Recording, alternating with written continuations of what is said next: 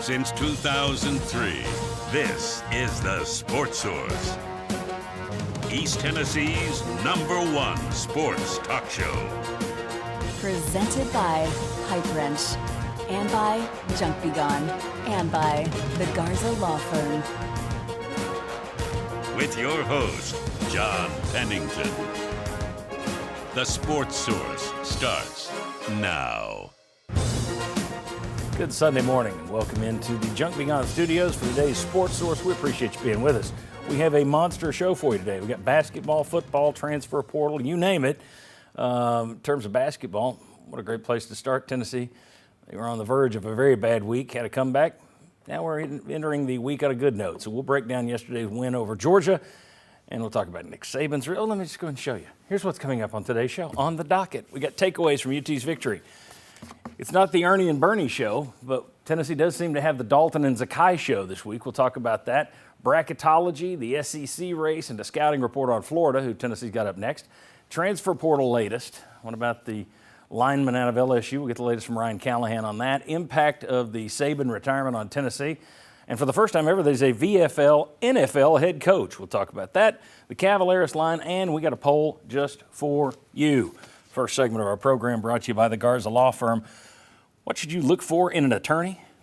Well, a long, proven track record of helping people. Local firm that knows the local system, the local judges, local prosecutors. And a firm that's involved in the community, that gives back to East Tennessee. Well, I can tell you there's one attorney that does that, Marcos Garza and the team at the Garza Law Firm. You can learn more about them at garzalaw.com. I can't recommend them highly enough. Garza Law, they can help you when you are in need. Garza Law. All right, let's welcome in the first wave of panelists. We have a couple more waiting off set. We got right down there Will West, former D1 basketball player, former UT basketball assistant coach Mark Pankratz, former UT basketball player Isaiah Victor, and a longtime member of this panel, Chuck Cavaleris, who's trying to get in good with our former players. All right. We always start the same way on these shows after a game, and that is just what's the top takeaways. I just get out of the way and let you guys shoot. Mark, I'll let you start. What's your top takeaway from Tennessee's 85-79 comeback win at Georgia? Well, as everybody should be talking about, Dalton Connect and Zakai Ziegler. But I'm going to start out with Jonas Adu. Yep. Jonas Adu, 15 rebounds, 10 points, 5 blocks. But the biggest thing is that game switched when the coaching staff changed their ball screen defense. Not only did he stuff the stat sheet, they started switching ball screens because their guards were getting downhill, attacking the paint. We could not keep them out of the paint. Then they're kicking out for open threes.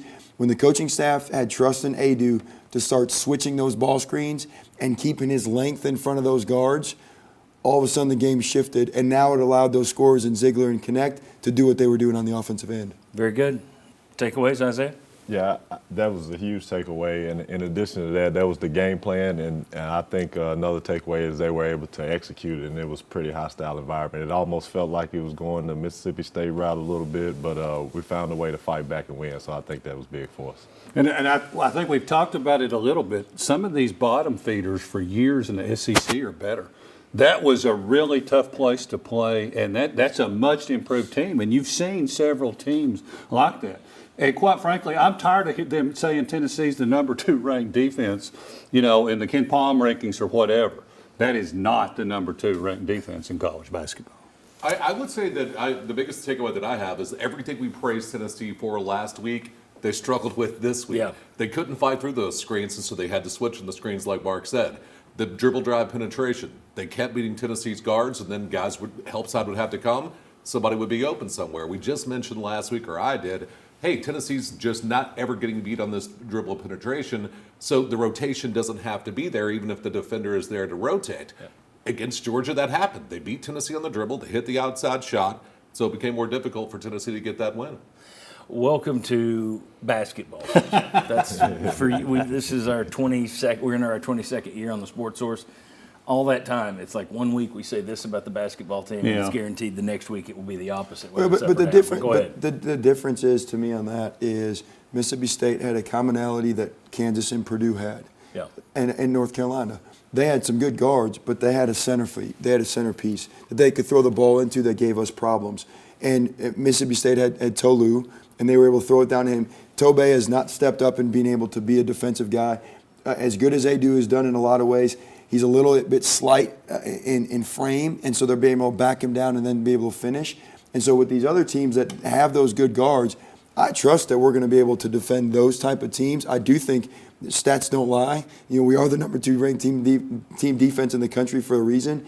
But I think it's those big centers that we've yet to prove how to defend those guys. Yeah, the problem with, and I get what you're saying, but you're watching Tennessee every week. If you watched whoever number 1 is, you'd probably say, this isn't the number 1 defense because it's not locked down at all times. But I get what you're saying. Another thing that happened at Mississippi State is something we projected right here on the show last week. We were talking about the big men inside. I brought up the fact that a couple of weeks ago we showed you Tennessee gets in foul trouble a lot. You're getting more fouls called on you than most teams out there are, and you're not getting a lot called the other way. What happens when you are thin in the post and you go against a big post guy and you get in foul trouble?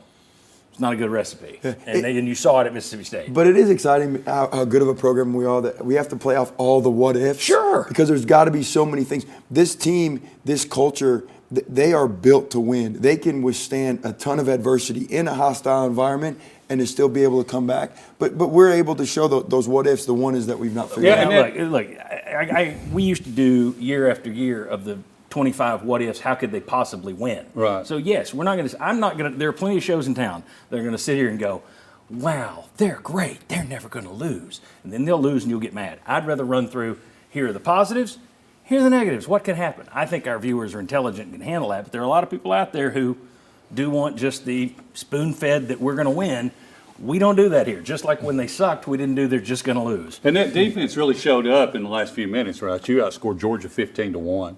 So at least give us some credit for that. But Dalton Connect, how many games can you think of by a Tennessee player on the road that are better than what he had? It's got to be a very, very short list. As we get Isaiah started, let me go ahead and put the graphics up. We're going to show you the box score. We're going to show you the team stats. We're going to show you shot charts from yesterday. Isaiah, you don't have to look at it. You can just finish your answer. Yeah, I think Connect had a lot to do with their struggles on offense. It sounds strange, but you can literally demoralize a team, especially when they feel like they can't stop you. And I think that a little bit of that played into it too. At the 15-minute mark of the second half, Tennessee had 8 free throws that they had taken. There were 7 of 8 from free throws. Georgia had 21 free throws. They start driving, stop just trying to pass the ball around the perimeter, and it becomes the Zakai and it becomes the Connect show. And Tennessee ends up with 23 free throws. So the last 15 minutes of the game, you got 15 free throws when the first 25 minutes you only had 8. Mm-hmm. Yeah. And I think Vescovy not being in foul trouble, his defensive, and then just when you're spreading them out and going ball screen with Connect and Zakai, and you put Vescovy out on the side and his threat of shooting the ball, he's not shot it great all year, but the threat and then him being able to play defensively, that was another game changer. I worry about Vescovy. Let's talk about that for a second. He hasn't shot it great this year. He hasn't shot it as much this year. What's up with him? He came back and it's like, doesn't seem to be the same guy he was. Well, I think what you saw you've got other options now, and he's allowing them to take over. I think was this a Barnes thing? They talked a lot about him being like Ginobili, like he moved around all the time, and that motion offense was running all on the court and being able to find shots. Now they've gone more ball screen offense with Zakai and Connect, and he's a little bit more stationary. So I think he's just still trying to figure out when to take and he's turning down a lot of open shots. Yes. That's what I'm talking about. There are shots he would have put up these last couple of years that aren't going up now. And I just wonder if that is a coaching point, or is that just him being more giving with the basketball? Your thoughts? I think he's more giving. It's clear that Connect needs the ball. He's the high guy right now. So everybody's got to figure out how to play with him. And I think Vescovy's used to having the ball a whole lot. When he was shooting those shots, he was in a good rhythm because he would at least dribble a lot. He likes to dribble a lot. Even if he shoots his own shots, he's been dribbling all game, got a good feel for it. So I just think he's got to learn how to play without the ball a lot better, especially in the pick and roll, because it looks like it's going to be our go-to. And that's another thing. When we talk about, all right, here's the things that go wrong, here's the things that go right, people look at now the regular season goes on forever. They've added a month to it, basically, from when I was in college. So it's more like the NBA, where everybody looks at each of these games, especially in the SEC, if you've talked about it. It's a football mentality. It's like you're up, you're down. In reality, you're playing 25 games before you even get to tournament time, 30 games now. Mm-hmm. These are just figuring things out. You've still got them players learning things. You got the coaches learning things. So the idea of every game is a must-win, no, it really isn't. And it's more about finding what we do well, how we act together. Okay, when do I give up the ball? When do I take the shot? They're playing around with this same way at the NBA for 80 games. Right. I've had people say to me, how can you watch that for 80 games? Because they're figuring things out. UConn last year lost 3 straight in early February, lost to 5 of 6, ended up winning the tournament. There you go. Right? Yeah. Let me put up another thing here and talk about expectations on the road. I had a lot of people yesterday who was like, we can't play on the road. Well, no one can play on the road, really. When you look at this is since 2022. Now, this includes the non-conference games, too, so it's skewed a little bit, but not that much. The overall record, when you add everybody in the SEC together, you see the worst team in the SEC since 2022 is LSU. They're 17-10, 77.7%. You're talking 70. Basically, you got a 1 in 5 chance when you go on the road in college basketball. So if you're walking around saying, how come we don't play well on the road? For the most part, nobody does. It's tough to play on the road. And I also think it goes to what Chuck said earlier about the quality of the coaching staff, or the coaching's in the league. You've got a lot higher caliber coaches, which makes this league even tougher to win on the road. Very good. Okay, good job, guys. When we come back, the Dalton and Zakai show, we'll talk about that. It's great to have those guys that can do that. It's great that they have to do that. We'll talk about the plus or minus of having 2 guys that just absolutely went off this week. We'll show you how much they went off this week next. Come on back on the Sports Source.